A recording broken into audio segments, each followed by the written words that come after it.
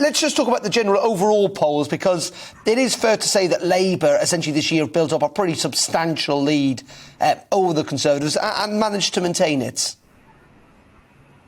Yeah, I think that's true. I mean, we've seen consistently in the polls, really since the start of the year, really till before Christmas, the Labour Party has been ahead. But not just that. When you look below those headline numbers, you see pretty bad approval ratings for the Prime Minister, -25 in our most recent polls. Around twice as many people think he's doing a bad job as think he's doing a good job. People particularly tell us that they don't trust him to tell the truth anymore, which kind of isn't the sort of thing you want if you're running a country. But also on top of that as well, particularly given the ongoing cost of living situation, the Conservatives are no longer particularly trusted to run the economy. Most of the time, the Tories win elections because people think, well, they're not the nicest bunch in the world, but I trust them to run the economy well and keep things going. Increasingly, the public no longer think that that's true.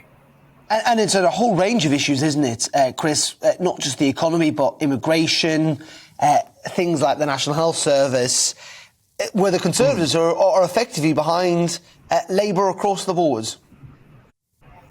Yeah, it's actually really hard to find an issue at the moment in which the Conservatives are leading Labour. I mean, one of the places where people do currently think the Prime Minister's doing a good job is in response to the Ukraine crisis, which is why Boris Johnson mentions it quite a lot. But pretty much apart from that, the public thinks that the current government's doing a bad job at everything else. Let's talk about Labour, though, because even though they're ahead in the polls, I think it's fair to say it's not as if the public have been won over by Keir Starmer, in the sense that it's the government faltering rather than the opposition surging. What are the public's views on the leader of the opposition?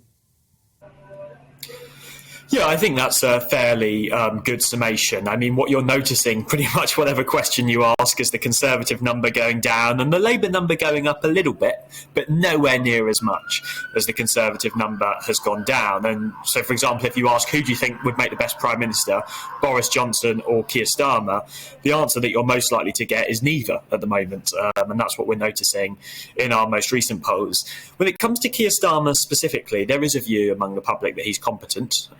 He's sort of managed to get that message across quite important, and competence is, an important skill in politics. But there's also questions that people have about whether he's strong enough to take on the top job or whether he's a bit of a weak leader. And I think that's the thing that he's got to convince the public, that he is strong enough if he wants to win the next election.